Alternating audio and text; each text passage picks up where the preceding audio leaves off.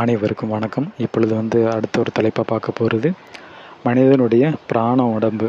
அதாவது பிராண உடம்பை பற்றி பார்க்க போகிறோம். வெண்ணெயை நெருப்பிலிட்டு காய்ச்ச அது நெய்யாகும். மேலும் காய்ச்சினால் தகதகவென்று எரியும். மேலும் காய்ச்சினால் அது வாயுவாகும். அந்நிலையில் அது கண்ணுக்கு புலப்படுவதில்லை. மூக்கில் மாத்திரம் வாசனையாக தட்டும்.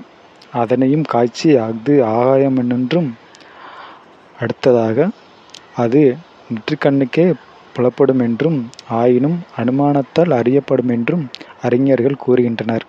இவ்வாறு வெண்ணெய் கட்டி பொருள், நெய் நீர்ப்பொருள், தகதகவென்பது நெருப்பு பொருள், வாசனையாகட்டும் என்பது வாசனையாக அது காட்டுவது வாயு பொருள், அப்பாற்பட்ட ஆகாய பொருள் என்று சாதாரணமாக அழைக்கப்படுகின்றன. நம் நாட்டு பண்டைய தத்துவ நூலாளர் இயற்கை பஞ்சபூதங்களாக வகுத்து அவற்றிற்கு நிலம், நீர், தீ, காற்று, ஆகாயம் அல்லது பிரித்திவி, அப்பு, தேயு, வாயு, ஆகாயம் என்று பெயர் வழங்கினர். தோற்ற பொருள்கள் எல்லாம் அவற்றின் காரியமே என்று கூறினர். ஆனால் தற்கால நவீன ஆராய்ச்சியாளர்கள் இயற்கை பொருள் நிலைகளை 7ஆக பகுதிப்படுத்தி அவற்றிற்கு கட்டித்தன்மை, நீர்த்தன்மை, வாயுத்தன்மை, ஆகாயத்தன்மை, நுண்ணாகாயத்தன்மை, திரண்டணுத்தன்மை, அணுத்தன்மை என்று பெயரிட்டு பழைய பஞ்சபூதங்களை இப்போது சப்த பூதங்கள் என்று அழைக்கின்றனர். உதாரணமாக, அணு ஒன்றை உருப்படி ஒன்றாக கணக்கிட்டால் அவற்றில் 2 திரண்டு ஒரு திரட்டணு ஆனது.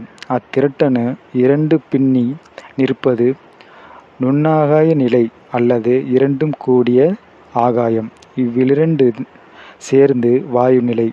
இவ்விரண்டும் ஒன்றியது நீர்ப்பொருள். இவ்விரண்டும் கலந்து நிற்பது கட்டிப்பொருள். ஆகவே இம்முறையில் அமைந்த கட்டிப்பொருளின்றில் பல அணுக்கள் ஒன்று சேர்ந்தே பின்னி பிணைந்து நிற்கின்றன என்று கூறலாம். ஆனால் இயற்கையின் செயற்கை நியதி இவ்வளவு எளிய முறையில் அமைக்கப்படவில்லை. மிகப்பெரிய மேதையரும் மனம் குழம்பும்படி சிக்கலுடையது அது. அவை பற்றி நுணுக்கங்களை சூரிய மண்டலம் எனும் படத்தில் நாம் பார்ப்போம்.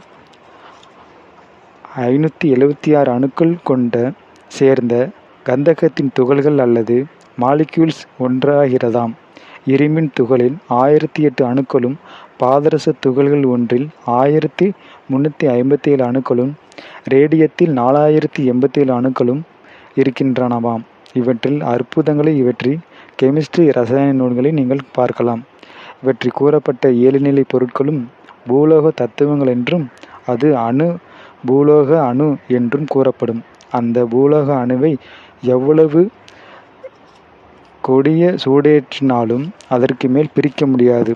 ஆனால் கோடிக்கணக்கான வோல்ட் அளவு கொண்ட மின்சார சக்தியை அதில் ஏற்றி அது திரும்பவும் பிளந்து விடுகிறது. அவ்விதம் பிளக்கப்பட்ட துண்டுகள் பூலோக சூட்டிற்கு அப்பாற்பட்டு நிற்பதால் அவை புவர்லோக கட்டிப்பொருள் என்று அழைக்கப்படுகின்றன. அந்த புவர்லோக பொருளை நெருப்பு எவ்விதத்திலும் பாதிப்பதில்லை.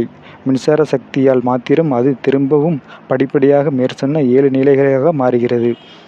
அவ்விதமே கட்டிப்பொருள் முதல் அணு வரை புவர்லோக தத்துவங்கள் 7ம் ஏற்பட்டுள்ளன. ஆகவே பாசலோகத்திலுள்ள கட்டிப்பொருள் என்றும் சூடேற்றி 7 நிலைகளாக, மின்சாரத்தால் 7 நிலைகளாகவும், இவ்வாறு 14 நிலைகளாக மாறி நிற்பினும் சூடு, குளிர்ச்சி இவற்றால் முதல் 7 பாதிக்கப்படுவதால் அவை பூலோகம் என்றும், அவற்றில் பாதிக்கப்படாமையால் மற்ற 7ம் புவர்லோகம் என்றும் தனித்தனியாக அழைக்கப்படுகின்றன. மற்றபடி பொருள் ஒன்றே ஆகும். இப்பூலோக பொருட்கள் யாவும் சூட்டினால் இலங்க கொடுப்பது போல குளிர்ச்சியினால் இறுக கொடுக்கும். அவ்வாறு ஆகாய வாயுவாகவும், வாயு நீராகவும், நீர் பனிக்கட்டியாகவும் மாறவல்லது.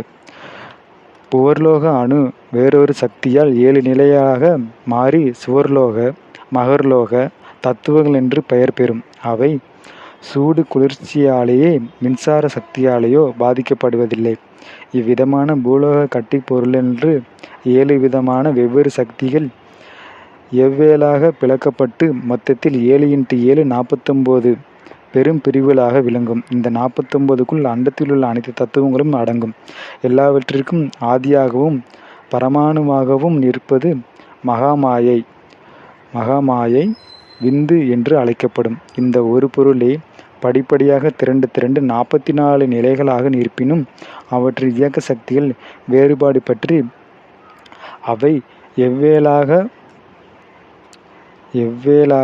தொகுக்கப்பட்டிருக்கின்றன. அவற்றுள் சூடு மின்சார சக்தியும் தவிர மற்ற சக்திகள் பெயர்கள் நமக்கு அறிவிக்கப்படவில்லை. சித்தி முத்தி பெற்ற பெரியோருக்கே விளங்கும் என்றும் சொல்லப்படுகிறது. இவ்விதம் 7 பிரிவுகளை கொண்ட தொகுதியில் 7 அடிகளிலிருந்து முறையே பூலோகம், புவர்லோகம், சுவர், மகர்லோகங்கள், ஜனலோகங்கள், தபசக்திய லோகங்கள், வைகுண்டம், கைலாயம் என 7 ஆகும். இதுதான் என்ற பெயரில் வழங்கி வருகிறது. இந்த 7 உலகத்தை பற்றி நம்ம அடுத்த ஒரு தலைப்பில் பார்ப்போம். மீண்டும் அடுத்த ஒரு தலைப்பில் சந்திப்போம். நன்றி, வணக்கம்.